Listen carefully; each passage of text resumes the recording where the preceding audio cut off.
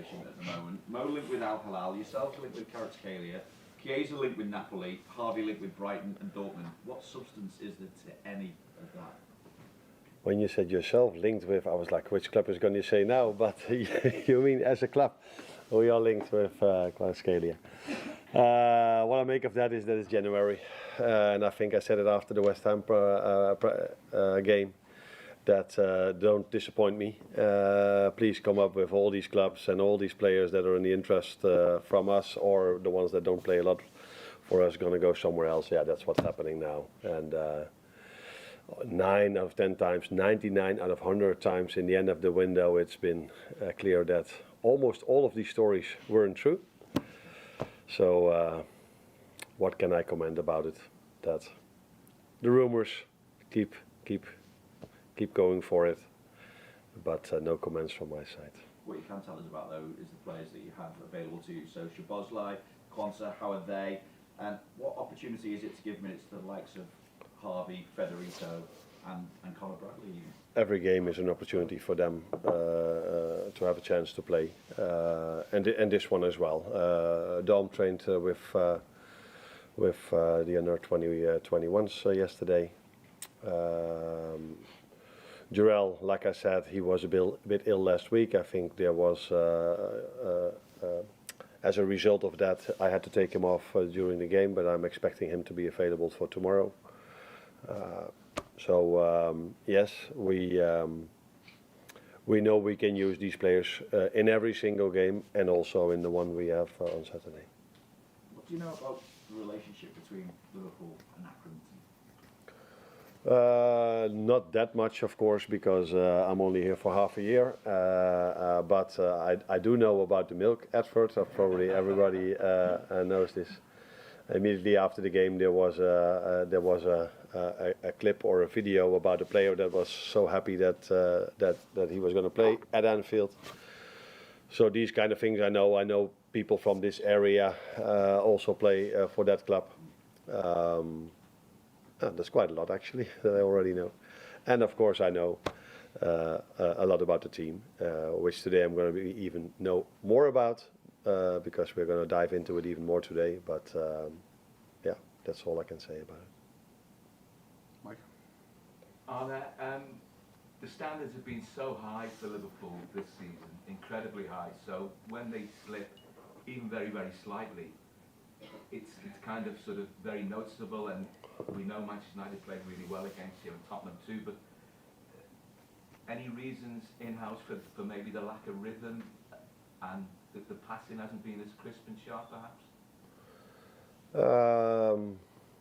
I don't see that many differences compared to to many other games we've played. The only difference is that we've played these two games after winning 6-3 from Tottenham and winning 5-0 from West Ham. So after those two games, everybody said, we know they were good, but that they were that good, we probably didn't know even that yet. So if you compare to those standards, I do agree that the games against United and against the last game against Tottenham were of lower standards compared to those two. If you look back at all the other games, so even Leicester City away, we were 2-1 up with 10 minutes to play. So we the whole season, I said this many times, we won a lot of games, and almost every game we won. Maybe the only exception could be Chelsea, but all the other ones we've deserved to win, but never by a big margin. It was always very tight.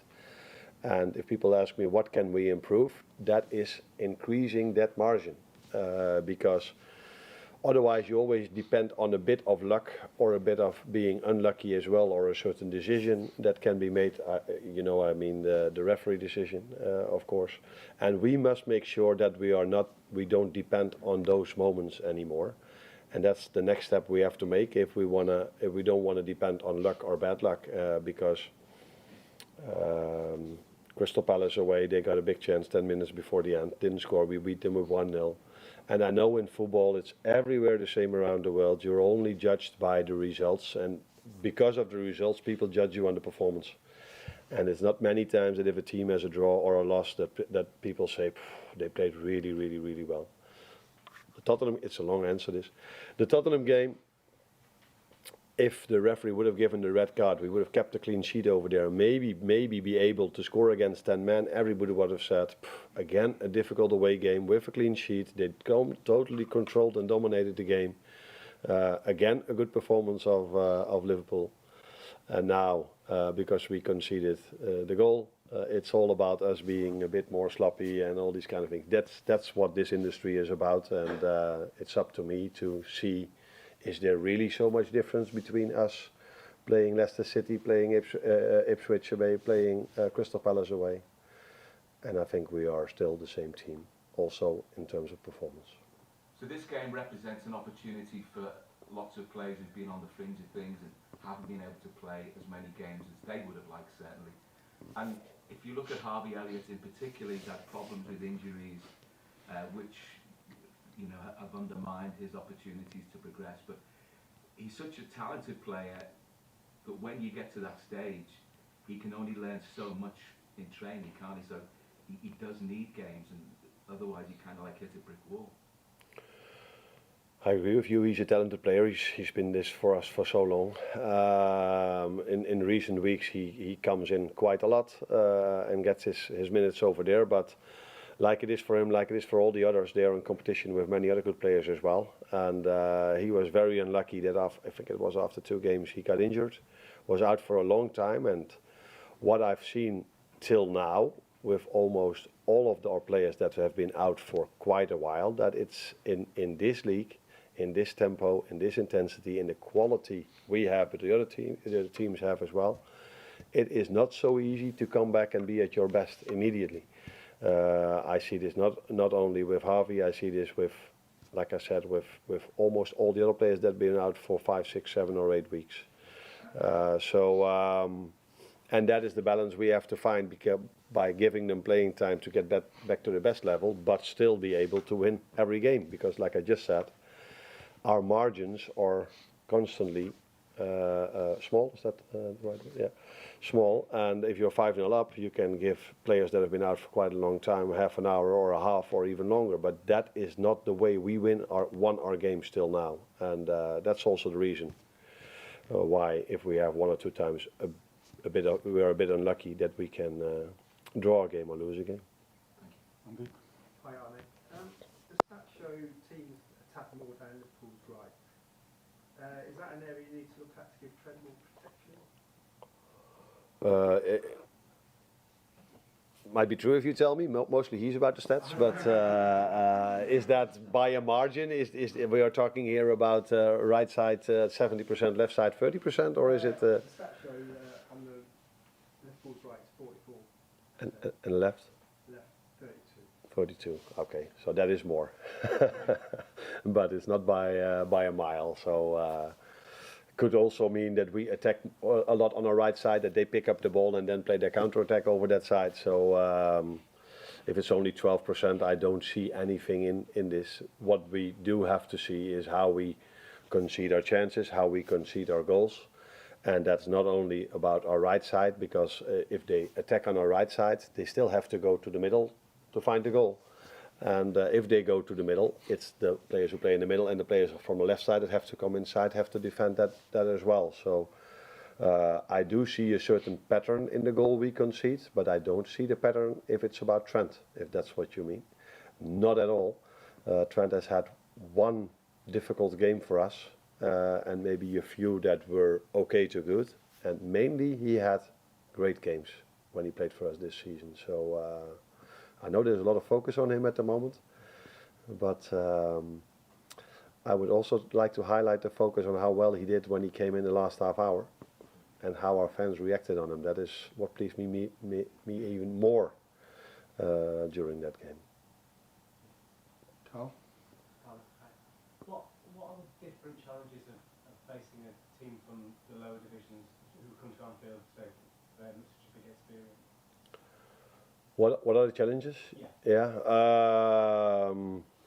I think every team that plays against us, it's a special occasion for every team we face, but especially for a lower league team.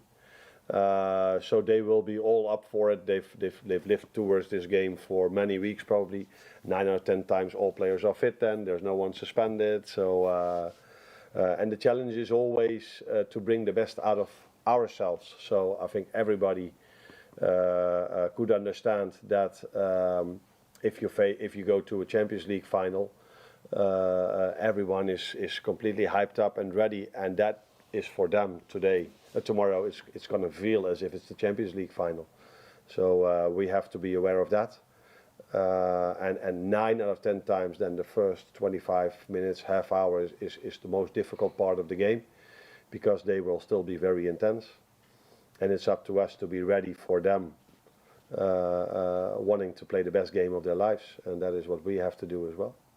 What's your experience of playing teams who are a much lower level than you, either as a player or as a manager? Do you suffer any shocks or upset? I mostly played at a team that were not as good as the one we faced. That's not completely true, but large parts of my career it was true. My experience as a manager, I don't know. When I was at Feyenoord, I always said that I was unlucky in the draw. Is it the draw, the words we mean? And what I mean with that is that almost every time we had a draw, we had the most difficult one that we could get in that draw, and that means you play the same team that plays in the same league, where other teams maybe sometimes had we call this an amateur club. That means that there are no professionals. That's in Holland. That can be sometimes the situation. So I don't remember playing against a very low league club in my managerial career in Holland, to be fair. But I was only a manager there for 3 or 4 years, so there's something to do with it as well. Hi, Arne. I am kind of interested in the patterns that you notice in us conceding, but I dare say you're probably not going to tell me about that here. So my question's more about the rest and rhythm. The players got some time off between the Manchester United and the West Ham game after, I think it was 6 games in 19 days or something like that. Now, I've heard you talk before about how used to playing every 3 days this team are, and maybe that suits them a little better. So I wondered, how complicated have you found it, getting that balance between the rest and the rhythm, when in your first season here in England with the extended Champions League and with 2 domestic cup competitions? It's not difficult because I think if you are in a league like this and you play so many games, that it's one of the most important things you can do is give players some rest once in a while when it's possible. Then you always wonder for yourself if they've been indeed a few days off, which has happened many more times this season, where afterwards we did have the result. You always wonder, you always try to look back and reflect on, okay, what have we done? Could we have done better? But in both games we had a lot of intensity. It was necessary because both games was intense, especially against Tottenham. If you look at the output, physical output, it was one of our best games this season. That's not to say if we played the best with the ball, but physical output. So that tells you then maybe that for them being rested, that at least they are completely ready to compete. So you cannot see what some people try to say now, that we might be tired or those kind of things. No, not at all. We are even having a step up. But what probably was not seen a lot is that compared to the game 2 weeks ago, we've changed 5 positions, and a few of them didn't have a lot of playing time in the last 6 or 7 weeks, and that's what I just also said. If a player is out for 6 or 7 weeks in this league and has to train for himself and then comes back in this intensity, it's sometimes you have to find your rhythm in the first 10, 15 or 20 minutes, and I think that's exactly what you saw against Tottenham. That's why that's probably stayed in the head for many people a long time. But if I look the game back and I look at the last 70 minutes, I see that we were able, just as many times as 2 weeks ago, arriving in and around the final third of Tottenham just as many times 2 weeks ago. Now there was a difference in the final third. We were not creating as much chances from getting into those positions as we did 2 weeks ago, but that is a normal situation in the season. That's the most difficult part of the pitch, the final third. And sometimes these attackers create chance after chance, and sometimes it's a bit harder. So I don't see anything into this. Chris? Just on rhythm and Chiesa, it's obviously been a tough start for him here with fitness and keeping. What do you want to see from him in the second half of this season? And is tomorrow maybe a chance for him to start to get some of that rhythm and match fitness? Yeah, like I said, every game is a chance for every player to get some playing time. It's not only for him being difficult because all of the things you just said, I'm not gonna say all these things again in terms of match fitness. It's also that he has to compete with the likes of Cody Gakpo, Luis Diaz, Diogo Jota, Darwin Núñez and Mo Salah.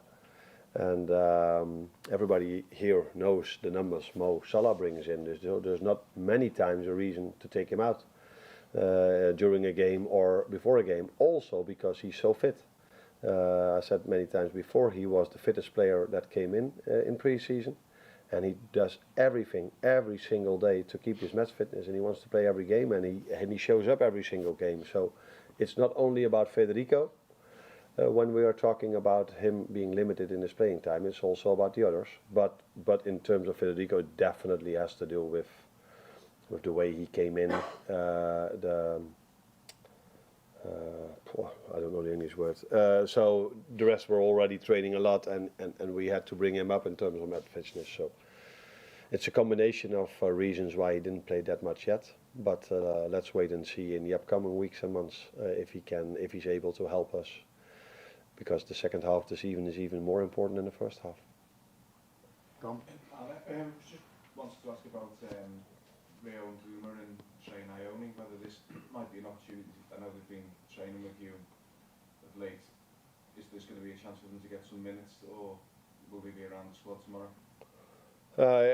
Like I said, I didn't say it yet, but we still have to train. Yesterday we couldn't because our flight going back to London arrived quite late here, so we gave them as a result of that a day off. So we have to wait and see how everybody is recovered today, and then we have to make a decision which players we're going to bring to the game. But Trey has been in the squad many times already.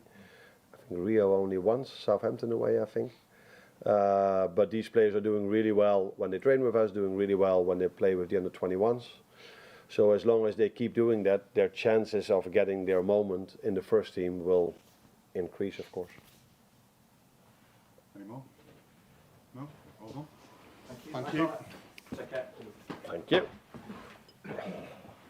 What did your club do? Don't get me started.